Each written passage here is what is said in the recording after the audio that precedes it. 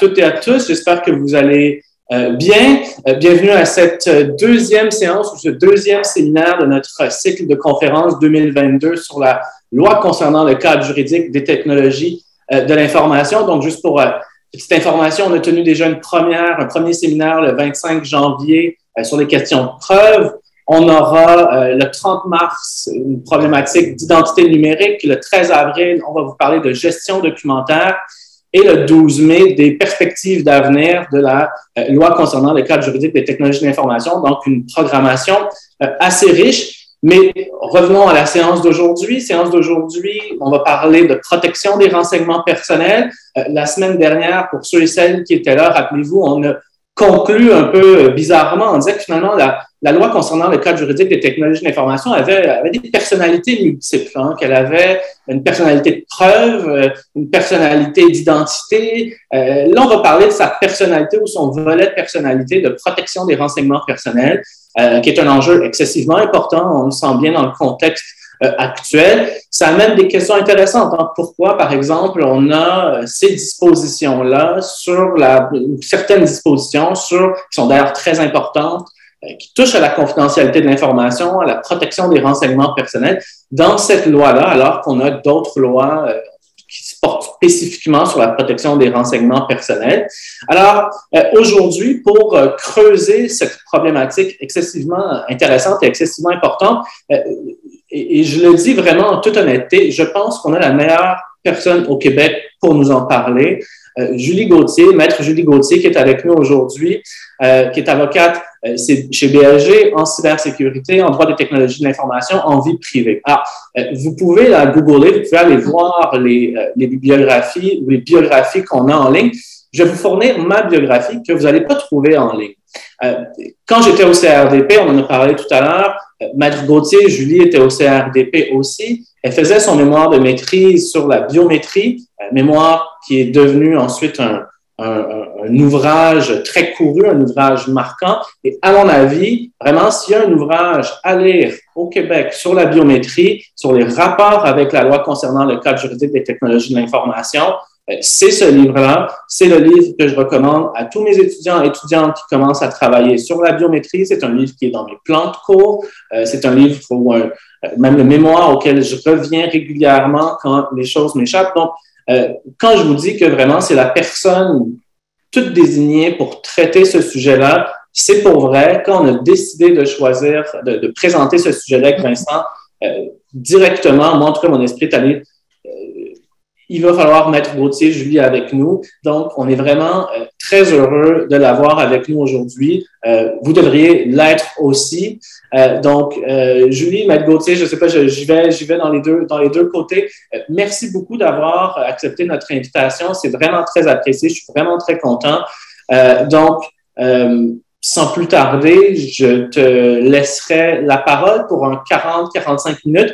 Et je vais, avant de te céder la parole, m'excuser parce que je vais devoir malheureusement quitter vers 13h, 13h05 pour quelque chose qui est un peu hors de mon contrôle. Donc, si je m'esquive un peu en douce, c'est pas parce que ça m'intéresse pas ou que j'ai pas aimé, c'est vraiment juste parce que c'est des choses dont je m'excuse d'avance, mais peut-être je serai là pour poser une ou deux questions. Donc, encore une fois, merci beaucoup et la parole est maintenant à toi. Merci beaucoup, Pierre-Luc, c'est gentil. Effectivement, j'ai fait mon mémoire de maîtrise à l'UDM. Mon directeur de recherche, c'était Nicolas. Donc, j'ai effectivement travaillé spécifiquement sur la biométrie. Et mon livre, qui a été publié, ça fait quand même plusieurs années, est en cours de mise à jour. Donc, d'ici 2023, une nouvelle version va probablement être publiée.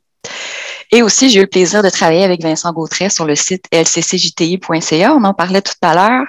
Et ça fait maintenant 10 ans. Donc, time flies. Mais c'est ça, je suis très contente d'être avec vous aujourd'hui pour vous entretenir sur ce sujet-là qui me passionne.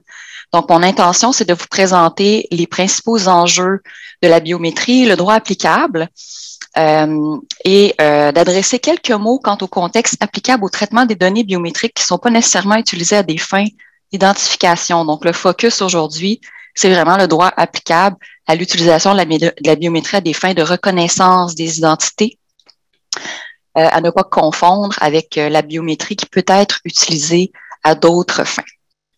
Donc, c'est important de distinguer d'entrée de jeu, c'est quoi les deux contextes dans lesquels les données biométriques vont être susceptibles d'être utilisées.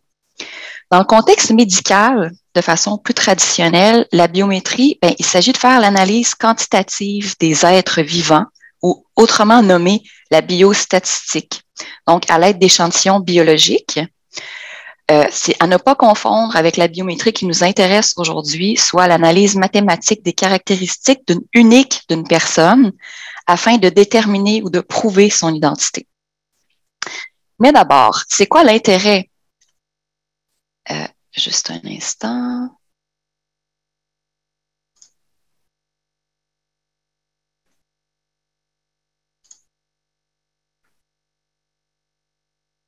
OK.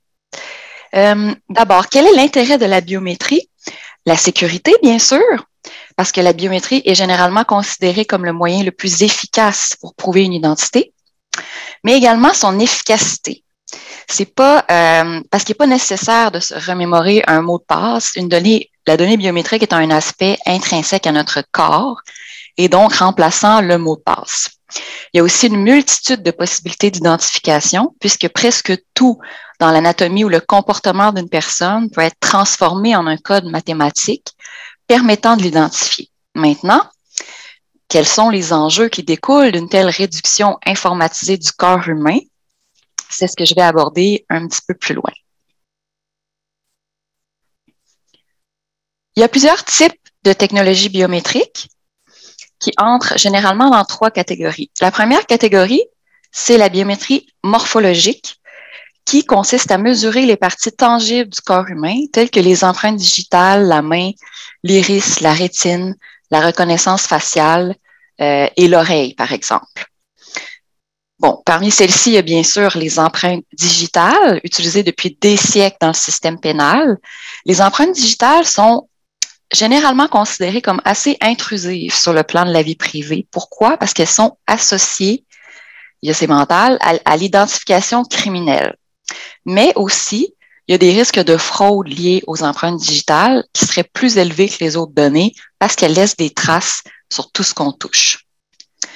Puis, selon certains experts, il est même possible de subtiliser une empreinte digitale en récupérant celle-ci sur un objet, par exemple. En tout cas, ça s'est déjà vu, puis pas juste dans les films. Une autre technique très populaire actuellement, c'est la reconnaissance faciale. Je ne sais pas pour vous, mais moi, je l'ai sur mon cellulaire et ça fonctionne très bien. C'est probablement la technique la plus utilisée pour reconnaître l'identité d'une personne à ce jour. Par contre, la reconnaissance faciale peut être contournée parce qu'il est possible de modifier son visage, par exemple à l'aide de la chirurgie plastique. La reconnaissance du visage aussi pose des craintes assez particulières pour la protection de la vie privée parce qu'il serait relativement facile de l'utiliser à notre insu. Par exemple, une image peut être facilement captée à distance, puis ça peut se faire dans le secret à l'aide d'une caméra, dans un endroit public sans qu'on s'en rende nécessairement compte. Il y a également la main qui est intéressante parce que plusieurs caractéristiques de la main qui peuvent servir à identifier, soit les veines, les lignes de la main et la géométrie en 3D. Et bien sûr, il y a la biométrie des yeux. Donc, soit l'iris ou la rétine actuellement. C'est des techniques qui sont moins utilisées, mais on les retrouve tout de même dans les aéroports depuis plusieurs années. C'est 2 techniques différentes. La lecture de l'iris, ça examine vraiment le muscle coloré dans l'œil, tandis que la lecture de la rétine permet d'observer des ramifications vasculaires là, qui tapissent le fond de l'œil. Avec la rétine, on va vraiment chercher le fond de l'œil, tandis que l'iris, c'est plus à la surface. Puis au niveau de la rétine, c'est comme les vaisseaux sanguins qui sont numérisés, cartographiés sous forme de lignes et de points. Bref, c'est généralement considéré comme intrusif parce que l'identification de la rétine est estimée comme étant... en fait, la rétine est estimée comme étant une technique qui est très efficace. Par contre, elle est intrusive en raison des faisceaux lumineux qui traversent l'œil et donc qui traversent le corps humain. La deuxième catégorie, c'est la biométrie comportementale, qui consiste à mesurer les caractéristiques biodynamiques, telles que l'empreinte vocale, la démarche, la frappe au clavier, le rythme cardiaque ou maintenant une nouvelle technologie qu'on voit, qui est discutée actuellement dans les médias, la vibrométrie laser. En ce qui concerne la reconnaissance de la voix, c'est de plus en plus utilisé dans les banques notamment. Son intérêt, entre autres, c'est dû au fait qu'on peut capter la voix à distance, donc pas besoin d'être là en personne. Par contre, il serait quand même assez facile là, de reproduire une voix et donc d'usurper l'identité d'une personne à l'aide de sa voix. Et aussi, ben, la voix peut changer au cours d'une vie. Récemment, la vibrométrie laser, donc c'est une technique qui vise à évaluer, à capter le rythme cardiaque. Ça fait les manchettes en proposant ça propose de mesurer la fréquence ou le rythme cardiaque par laser sans contact et à grande distance. Donc, apparemment, cette technique-là a été utilisée par l'armée américaine pour la collecte de données biométriques en Irak ou en Afghanistan.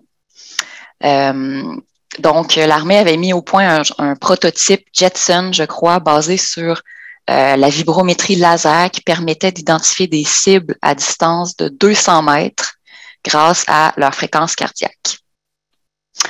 Donc, la vibrométrie, c'est utilisé pour extraire, dans le fond, la signature cardiaque d'une personne due à la vibration de l'artère carotide qu'un laser peut percevoir à travers les vibrations provoquées par le battement du cœur. Bref, j'espère que je ne vous ai pas perdu, mais l'enjeu, c'est que apparemment, ça pourrait même être utilisé au niveau satellite. Donc, il pourrait y avoir une détection qui se fait à de si grandes distances dans le futur que même les satellites pourraient être capables de nous identifier à l'aide d'un laser. Ça fait très futuriste ce que je dis, mais ils en discutent actuellement dans l'actualité. Il y a d'autres technologies de biométrie comportementale qui sont à l'étude, comme la lecture des émotions, qui fonctionne en examinant l'image d'une personne ou de son rythme cardiaque. Troisième catégorie de système biométrique, il y a la biométrie biologique. Donc, ici, ça consiste en l'analyse d'un échantillon biologique du corps humain, comme l'ADN, le sang, la salive, l'odeur, l'urine. Bon, la biométrie biologique a pour but de mesurer des substances corporelles ou des traces biologiques. Ça se distingue quand même des autres systèmes biométriques parce que ça requiert généralement un échantillon matériel et non une image ou une photographie ou une numérisation. Par exemple, à l'heure actuelle, l'ADN, c'est pas analysé en temps réel, puis la majeure partie des opérations pour faire cette mesure-là, c'est pas automatisé. Par contre, le futur pourrait en dire autrement. Et on pense aussi à la mesure de l'odeur corporelle, qui est une technologie qui est en développement, si elle n'existe pas actuellement. En tout cas, c'est une avenue là, de plus en plus explorée par les scientifiques avec le nez électronique qui a été testé dernièrement, je crois, en Chine avec succès. Donc, la biométrie biologique est particulièrement controversée parce qu'elle est très intrusive, évidemment, sur le plan non seulement de la vie privée, mais de l'intégrité physique, et surtout utilisée dans le cadre d'enquêtes criminelles et à titre de biostatistique là, dans le milieu médical. Quelques notions. Donc, la biométrie comporte deux fonctions principales, soit pour identifier ou authentifier. C'est important de faire la distinction parce que les deux fonctions n'ont pas le même niveau de risque, soit technique ou sur la vie privée. Donc, la première fonction, l'identification, ça vise à rechercher l'identité d'un individu en comparant ses données biométriques avec d'autres personnes dans une base de données. Donc, c'est une comparaison collective. L'identification peut être positive, puis elle peut être négative. Quand on parle d'identification négative, on fait souvent référence aux techniques utilisées par les forces de l'ordre pour prévenir ou détecter les fraudes à l'identité. Donc, déceler les suspects qui circulent sous une fausse identité, puis en effectuant un filtrage dans une base de données à partir d'une liste de personnes recherchées, par exemple. L'autre fonction est l'authentification, soit la comparaison d'un échantillon biométrique aux caractéristiques de cette même personne afin qu'on puisse prouver notre propre identité. Donc, la personne doit fournir un document d'identité, par exemple, par la suite fournir ses mesures corporelles pour qu'on puisse les comparer à des mesures qui ont été préalablement enregistrées lors de la phase qu'on appelle l'enrôlement. Donc, puis je vais en parler un petit peu plus tard. Le stockage centralisé de données biométriques pour l'identification, c'est pas requis, alors que généralement, pour l'identification, ça va l'être. Donc, autrement dit, l'identification, ça permet de savoir si on est dans un système, alors que l'authentification, ça requiert de vérifier l'identité réclamée. Concrètement, l'identification va être plus utilisée lors de contrôle d'accès à des locaux, par exemple. À quelques aspects techniques, parce que c'est important de bien comprendre comment fonctionne la biométrie pour vraiment en évaluer les risques, la sécurité et les enjeux. Donc, c'est quoi? C'est une comparaison entre une nouvelle mesure saisie et une autre qui a été préalablement enregistrée dans un système lors de l'enrôlement. Donc, la mesure préenregistrée se nomme gabarit biométrique. Il y a généralement 4 modules. Il y a un détecteur, il y a un dispositif de lecture ou d'extraction de la caractéristique, il y a une base de données ou un support portable, et un système de transmission ou de module de correspondance pour mesurer la concordance entre le gabarit préenregistré et la mesure détectée, en fait, saisie en live. L'enrôlement, c'est la phase qui est cruciale parce que la biométrie peut confirmer que la personne contrôlée est celle qui a été portée au système. Si la personne a utilisé des documents de base falsifiés pour s'enrôler, par exemple, bien, le système ne pourra pas nécessairement confirmer la véritable identité de la personne. On parle aussi de faux rejets. La biométrie n'est pas sans faille. Donc, il peut y avoir ce qu'on appelle des faux rejets, soit la probabilité pour un système de ne pas reconnaître une personne qui normalement devrait être reconnue. Et plus rare, il y a aussi un risque de fausse acceptation, soit la probabilité pour un système d'apparenter de manière erronée une personne à une donnée biométrique enregistrée.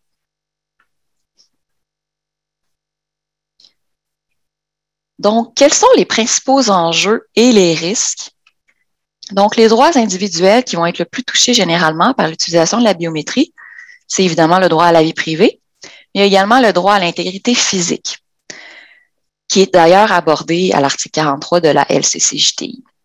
Aussi, évidemment, les données biométriques sont des renseignements personnels considérés comme sensibles, donc il y a des risques de violation des lois applicables sur la protection des renseignements personnels, évidemment.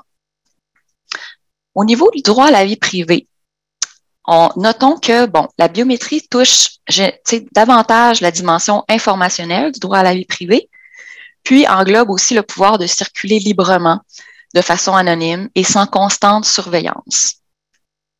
Selon certaines décisions, le droit à la vie privée englobe aussi le droit à la confidentialité de ses informations personnelles, le droit de choisir comment on interagit avec les autres et également le droit de ne pas être surveillé. Le droit à la vie privée, c'est pas un droit absolu, puis généralement, on va pouvoir le défier en argumentant un besoin plus fort de sécurité. C'est sûr, la biométrie comporte des risques non négligeables liés à la circulation des données biométriques, à la surveillance accrue ou étatique, au détournement d'usage, à l'usurpation d'identité, les confusions d'identité également.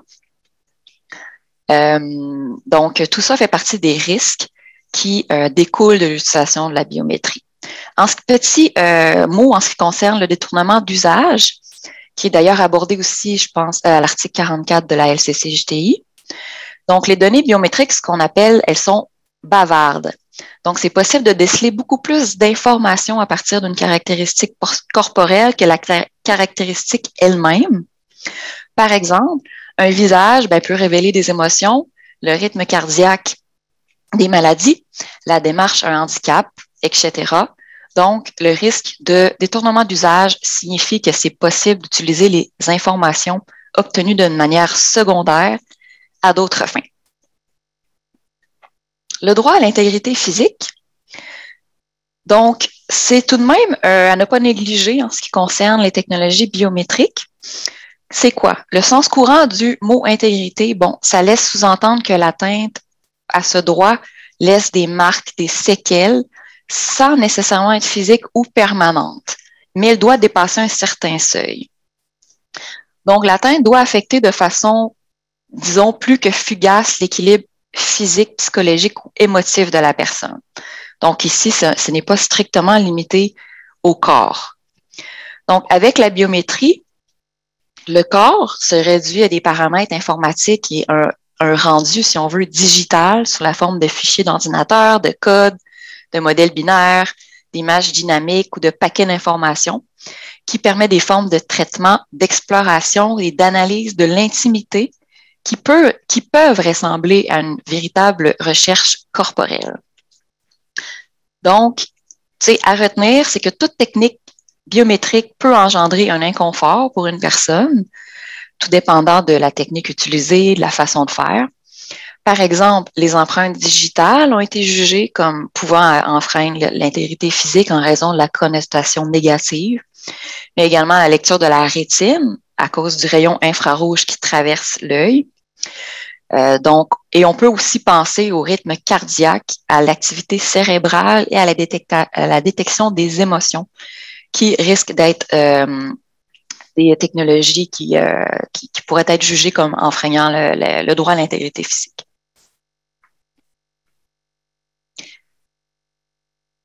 Donc, avant d'aborder le cadre juridique applicable, on note qu'il y a une réforme législative en ce moment au Québec au niveau de la protection des renseignements personnels.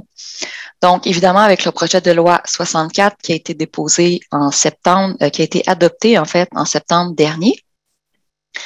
Donc, il s'agit de la réforme des lois, notamment de la loi sur l'accès aux documents des organismes publics et la protection des renseignements personnels du secteur public, aussi la loi du secteur privé et également de la LCC-JTI au niveau spécifique des articles 44 et 45.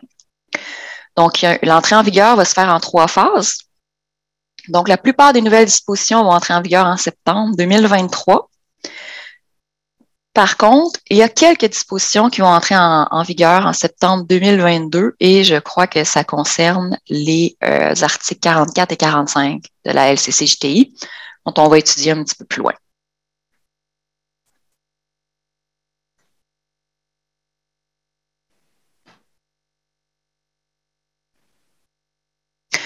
Donc, nouvelle notion de la loi 64.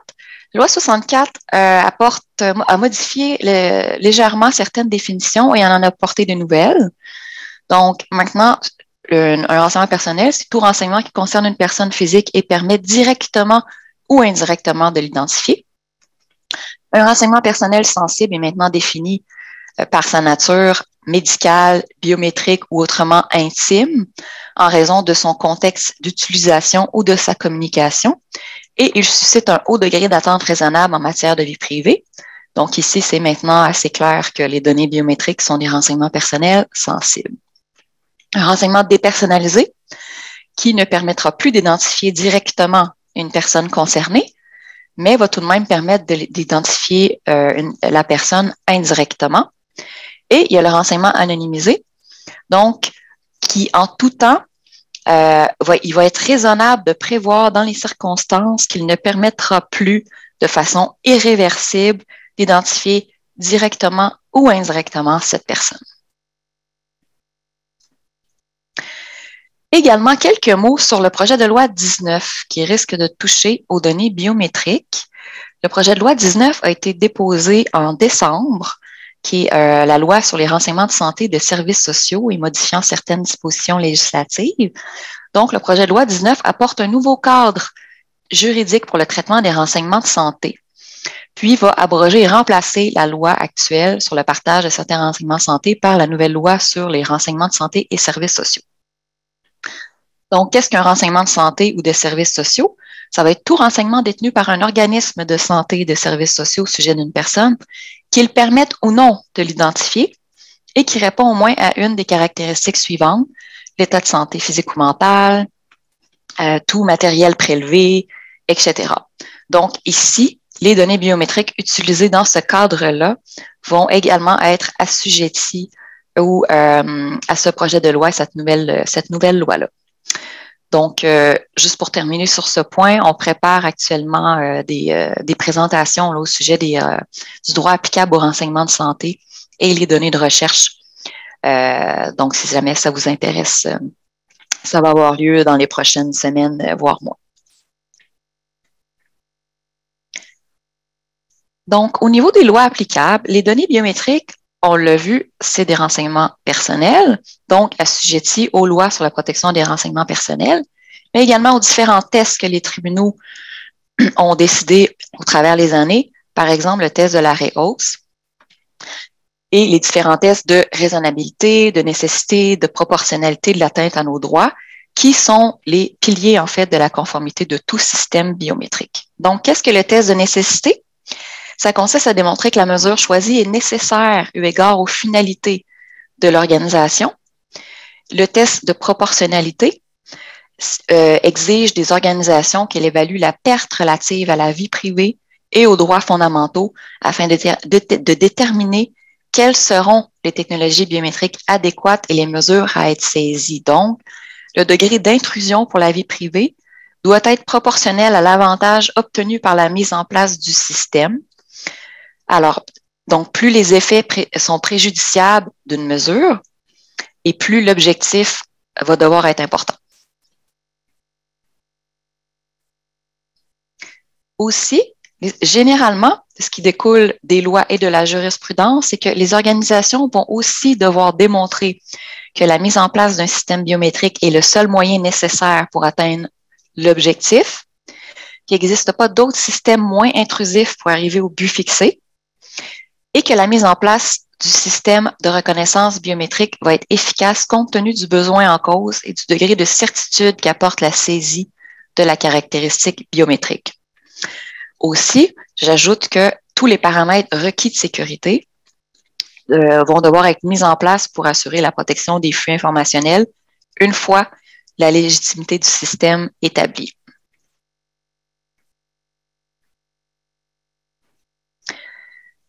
Donc, la FCC-JTI, au Québec, en plus des lois sur la protection des renseignements personnels, le législateur a adopté en 2001, ça commence à faire longtemps, la loi concernant le cadre juridique des technologies de l'information, qui visait, entre autres, à encadrer l'utilisation de la biométrie à des fins d'identification ou d'authentification pour en assurer une certaine sécurité. Donc, il y a 3 articles qui touchent directement à la biométrie, à la FCC-JTI, à l'article 43, qui concerne l'intégrité physique. Donc, on ne peut pas exiger qu'une personne, que l'identité d'une personne soit établie au moyen d'un procédé ou d'un dispositif qui porte atteinte à son intégrité physique.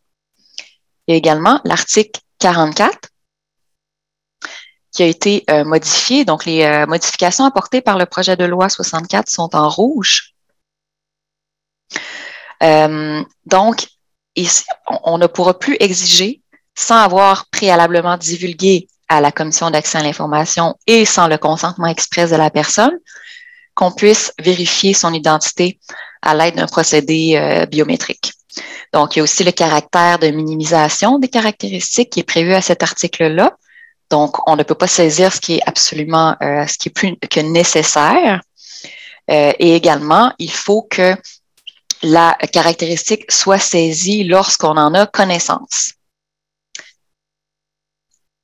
Également, j'en discutais tout à l'heure au niveau du risque de détournement d'usage, et l'article 44 l'aborde, donc tout autre renseignement concernant une personne qui pourrait être découvert à partir de ces caractéristiques biométriques ne pourront pas servir à fonder une décision à son égard, ni être utilisés à quelque autre fin que ce soit.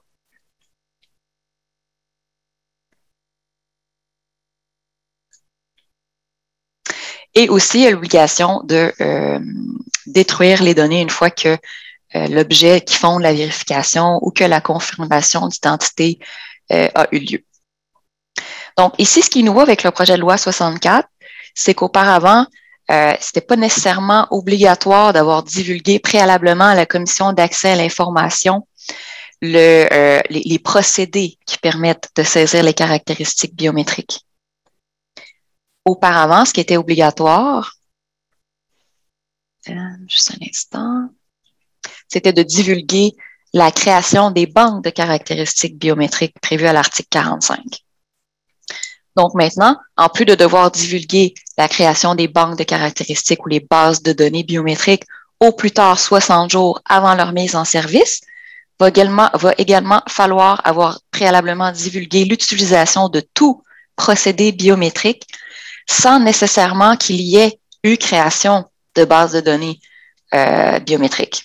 Par exemple, l'utilisation d'un procédé d'authentification à l'aide d'un support portable va devoir être préalablement divulgué à la Commission d'accès à l'information. Quelques mots concernant le consentement de l'article 44. Donc, généralement, les systèmes biométriques vont devoir être optionnels puisque le consentement express est requis. Par contre, il y a certaines lois, comme la loi sur le système correctionnel du Québec, qui ont un peu contrecarré ceci, à l'effet que, bon, malgré l'article 44 de la LCCJTI, les services correctionnels peuvent, sans le consentement des personnes incarcérées, vérifier ou confirmer leur identité au moyen d'un système qui permet la prise de leur empreinte digitale à l'entrée et à la sortie des établissements de détention.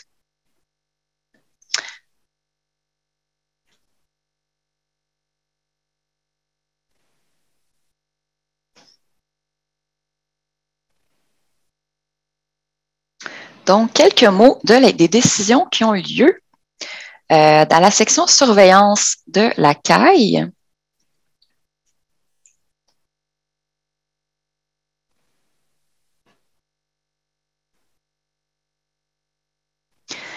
Donc, en 2022, il y a une décision concernant l'entreprise Celenis Canada. Donc, la CAI a jugé que l'entreprise n'avait pas démontré la nécessité de recueillir des renseignements personnels biométriques par le biais d'un horodateur biométrique aux fins de vérifier l'identité des employés de la gestion améliorée de leurs heures de travail. Donc, généralement, le besoin de sécurité va devoir être démontré pour justifier la légitimité de l'implantation d'un système biométrique. Donc, l'efficacité ou des arguments purement économiques n'ont généralement pas été considérés comme étant suffisants. Il y a également eu une ordonnance qui a été rendue par la Commission d'accès à l'information concernant Clearview AI, qui a fait l'objet également de d'autres décisions dans les autres provinces. Donc, Clearview AI, petit rappel des faits, il s'agit de la collecte par ratissage du web des photos publiées sur les réseaux sociaux et sur les sites Internet à l'aide d'un indexeur d'images. Donc, la technologie recueille aussi les métadonnées connexes à ces images de visage, comme le titre, le lien vers la source et la description. La technologie crée ensuite un identifiant biométrique pour chaque image ainsi recueillie, afin de permettre l'identification et la mise en correspondance ultérieure à partir d'une image soumise par un client. Donc, Clearview a essayé de toutes les manières possibles de se soustraire aux lois fédérales et provinciales en invoquant nombre d'arguments basés notamment sur la compétence, le caractère public des images et l'intérêt sérieux et légitime, mais n'a pas réussi à le démontrer, notamment auprès de la Commission d'accès à l'information. Donc, à ce jour, l'entreprise, je crois, conteste cette décision ou même poursuit la Commission d'accès à l'information, si je ne me trompe pas. Et donc, il est raisonnable de penser qu'ils ne se sont pas conformés à l'ordonnance de la Commission d'accès à l'information, surtout au motif, selon eux, ce qu'ils invoquent principalement, c'est qu'il n'est pas possible pour eux de distinguer les visages de Québécois des autres visages. Donc, c'est impossible, ce serait impossible pour eux de retirer les images des personnes du Québec.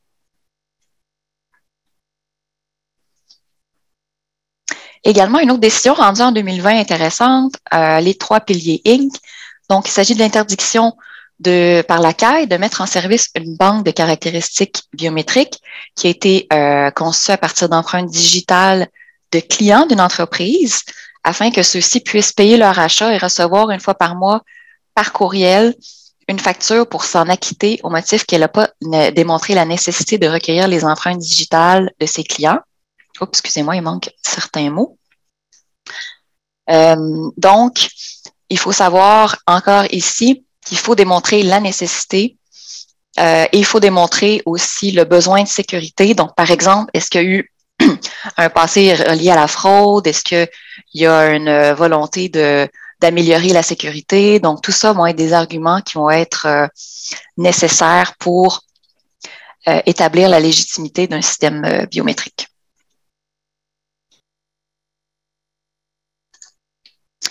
Également, il y a une décision marché d'alimentation Marciano et Fils. Donc, la CAI a recommandé à l'entreprise d'adopter des politiques sur la gestion et la protection des renseignements personnels et de les diffuser aux personnes ayant accès aux renseignements personnels des employés, donc prévu à l'article 10 de la loi sur le secteur privé. Il s'agissait d'un système de reconnaissance de la main afin d'éliminer le vol de temps. Donc, l'entreprise avait établi qu'il y avait beaucoup de cas liés à de fraude, donc liés au vol de temps. Et l'entreprise avait aussi argumenté, en fait, voulait avoir un système efficace et fiable pour enregistrer les présences et émettre la paix. La Commission d'accès à l'information a jugé que ceci avait été bien démontré, mais a toutefois recommandé à l'entreprise d'adopter des politiques car elles étaient manquantes. Petit mot concernant le projet de loi 64 et les droits relatifs à la prise de décision automatisée. Donc, la loi 64 introduit des nouveaux droits, dont notamment le droit d'être informé de l'utilisation de renseignements personnels pour prendre une décision fondée exclusivement sur un traitement automatisé, au plus tard au moment où l'individu est informé de la décision.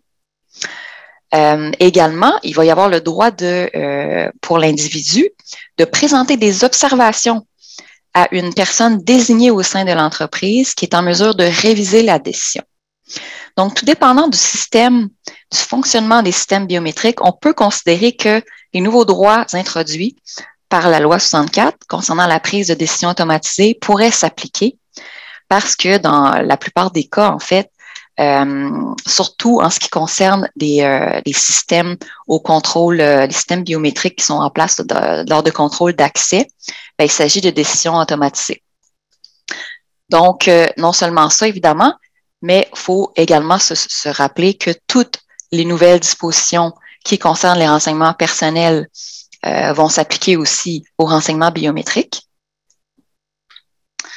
Donc, une lecture attentive de la loi 64 est requise pour s'assurer que toutes les nouvelles exigences vont être évidemment appliquées au système biométrique s'il y a une implantation ou un projet de système biométrique qui est envisagé là, au sein des organisations.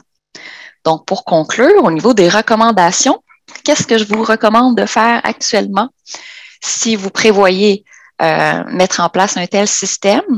Bien évidemment, c'est de tenir compte de toutes les lois applicables, il y en a de plus en plus, mais c'est aussi de mettre en place une directive sur l'utilisation des systèmes biométriques de façon à y prévoir toutes les obligations qui sont applicables sur la protection des données biométriques, dont notamment celles prévues à la LCC-JTI concernant l'obligation de déclarer l'utilisation de systèmes biométriques et de bases de données biométriques.